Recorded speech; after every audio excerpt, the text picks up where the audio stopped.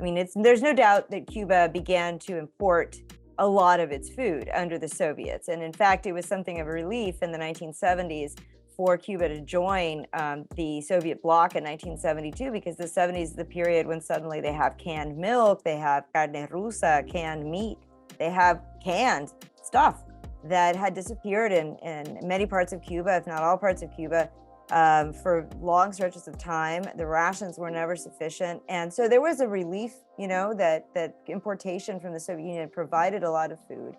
But there's no doubt that since the early 90s, when you got the adoption of capitalist reform, there should be, from my perspective, as the descendant of peasants on my father's side, and as an observer of Cuba, there's no doubt that there seems to have been the opportunity to make Cuba sustainable in food production.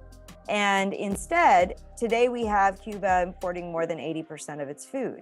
So it's, for me, one of the most shocking reversals in Cuba's economic development since 1959, this inability to grow its own food over the last 30 years and to be self-sustaining in food production. So I wonder if you could explain why that is, we could explain, why that might have been prior to the 1990s, but now we're talking about, since 2007, since the market-oriented reforms that Raul began in 2007, what explains the agricultural sector's utter stagnation, just in the last 15 years, but you could also comment on the last 30. And why is China and Vietnam's agricultural situation, by comparison, so different and just so much more productive? Okay, according to Cuban statistics, the average cost of import of food is about $2,000 million. That's $2 billion in American dollars. And that is 1/4 of the value of total imports. So 25% of imports is food. Food that most of it can be produced in the island. And I should say that although Cuba benefit enormously with the relationship of the Soviet Union, because not only the Soviet Union was supplying food to Cuba, but Cuba never did it on credit, and Cuba never paid back. Cuba got $65,000 million from the USSR in 30 years and paid back $500 million. So that was free. And on top of that, there were subsidies to prices. Like the Soviet Union was buying sugars almost 7 times as high as the price in the world market, and nickel was like 50% higher. So that was from the import side, but also there was an increase in production in Cuba. And I would say that peak in the mid 1980s probably. In order to do the comparison easier, I always pick up 1989 because it's the last year before the collapse of the Soviet Union. Okay, what I have found is that half of agricultural products today, 2020, 2021, are below the production level of 1989. Wow. 1999. Right. I always do. I have a long series in which I compare about 20 agricultural, cattle, fishing products, and either they are below 1989 or they are below a peak that they reach at some point after that. But definitely there is a decline. And so the contribution of agriculture to the gross national product of Cuba, which is the value of all goods and services in 1 year, has been declining at an average annual rate of 9%. Wow. Minus 9% in the last 5 or 6 years. In some years, it's been higher than that. And so, on the other hand, China used to have these awful famines. Millions of people died. And in Vietnam, there was a shortage of food. Not as bad as in the case of China, but there was shortage. So what they did is, first of all, although in the 3 countries, the ownership of land still is in state hands, the management of land is in private hands in China and Vietnam. It's not in private hands. This is in state hands or in cooperative in Cuba. But in total, so that you have an idea, ownership of all the means of production, land, agriculture, industry, etc. In China, Vietnam, we are talking anywhere between 90 and 97% is private. How much is in Cuba? 22. Wow. How much is the private sector contributed to GDP in these two countries? Between 63 and 66%, almost 2/3. How much is contributed in Cuba? 9%. And there are 3 rules, golden rules that have since 2013 have been set by a Cuban agronomist, Armando Nova, which is the farmer, the producer, whatever it is, private, cooperative member, and also fruit farmer, it should be free to decide what to plow, what crop they are going to have. Second, to whom I am going to sell that crop. Exactly. And this is very important because in Cuba, there is a mandatory procurement quota, which is called acopio in Cuba. And that means that you have to sell part of the crop to the state, as much as 70% of the crop. And that's mandatory. And third, very important, price should be set by supply and demand. But in Cuba, that mandatory quota, that acopio, the price is set by the state below the market price. None of these things, of course, as the reforms, the agrarian reforms of Vietnam and China have this 3 golden rule. You plant whatever you want, you sell to whoever you want, and the price is set by supply and demand.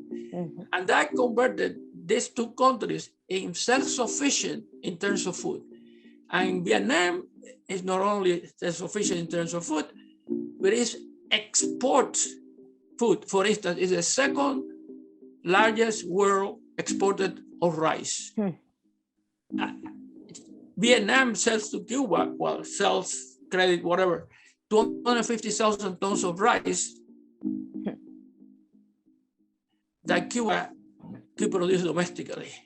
So that's the difference in terms of the agricultural system. And they just have to apply these 3 rules, and things will change very quickly.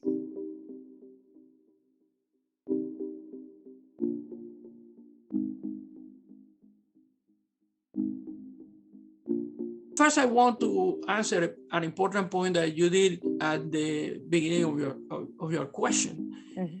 What happened when the state sets the price of the crop that it buys mandatorily from you, and it set it below the market price? In some cases, the price of the state won't cover production costs. So what will be the economic rational behavior of that farmer? The farmer is going to try by all means to hide what the production is. Or it could increase family consumption up to a point, obviously. It could sell to the black market where the price will be set by supply and demand, but that means that the state won't get that produce. Or it can simply say, why should I work so hard for so little? So then I reduce production. And that's it. This is what any logical person will do. And that explains the disaster. In terms of pricing, there have been many changes. I cannot go through this throughout the years because there were periods in which the price was set by supply and demand. At one point, I was in Cuba, and the price, you would go at the end of the day, and the price would be cut down because they didn't want to get the products rotten or get it back. On the other, there were protests and about very high prices. Then the government will top prices. So that have changed a lot, but essentially, most of the time, the state have tried to control prices. That's which is bad economic policy. Okay, so but if you allow the private farmers and the usufruct farmers and the members of cooperative, you take Acopio out. And by the way, there was a moment in which the government was ready to do that. And then there were protests in the National Assembly and against the intermediaries that were, buying from peasants and selling in the market. And then the Acopio came back. So you have to eliminate the Acopio. The first thing you have to do, if you do that, and you let prices set by supply and demand, there will be a very powerful incentive for people to increase production. Yes. And so eventually, prices will either stabilize or most likely they will decline because there will be more supply than demand, and therefore the price of products would decrease. There were moments in that happened in Cuba, but there was not a consistent policy for a sufficient number of years in order to be successful. So, but answering your major point in your question, Cuba have to allow, I don't care about legal ownership. That's not really important. The important thing is management of the land, management of agriculture. And in Cuba, for instance, for usufruct farmers, first they said 10 years. I said, they are crazy. This is too low because it's a very short period of time you have to invest, etc. So then they expanded to 20 years. But in China and Vietnam, it's either 50 years or for indefinite period of time. So it doesn't matter what the paper says in terms of ownership. If you have management of the land for an indefinite period of time for 50 years, you are the practical owner of the land because you are managing it. And they have to do that. They have to do what China and Vietnam did.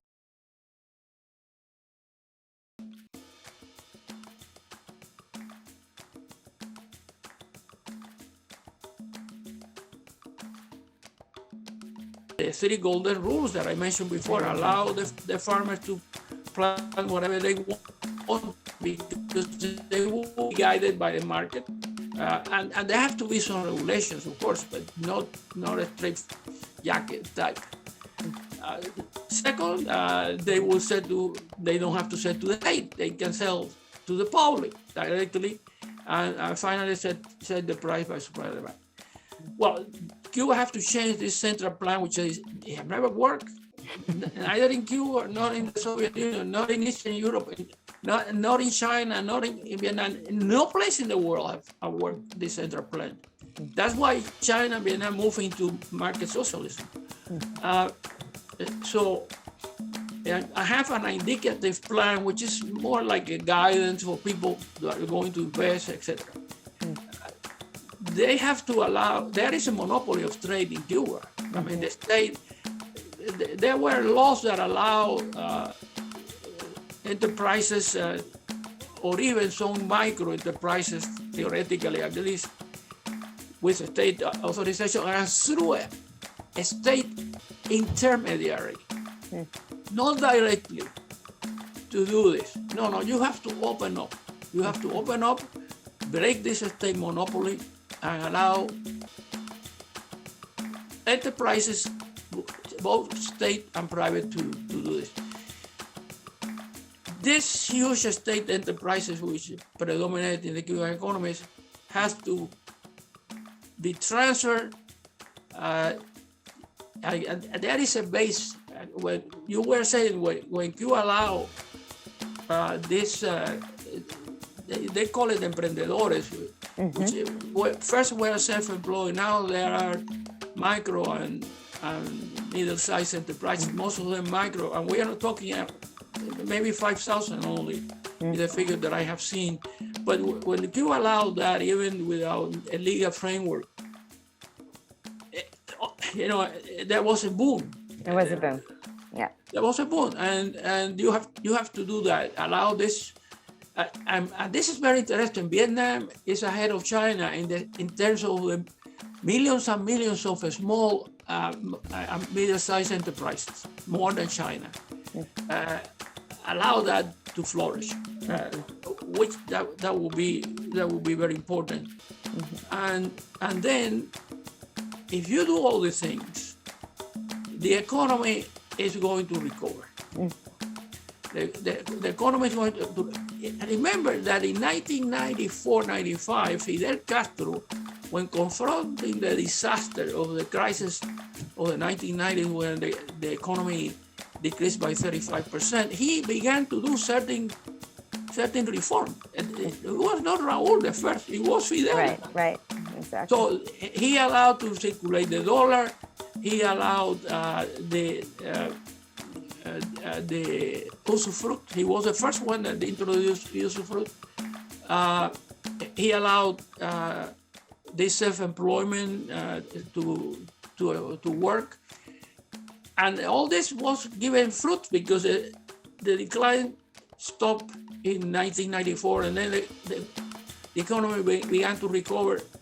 But then in the new century, in 20,000 and 20s, came Chavez. And Venezuela started to help Cuba with oil and all these things. And then Fidel started to dismantle all this reform that he have introduced. By a couple of years, everything was gone. And then there was a regression. Then came Raúl and began again. And then there was another regression in 2016. Yeah. It has to be a steady policy. It cannot be this zigzags.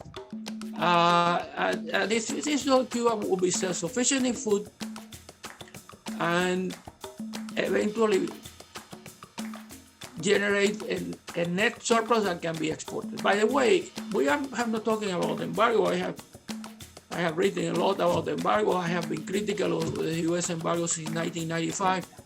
You don't have to eliminate the embargo to do that, because actually Vietnam began to do this while still it was under the US embargo.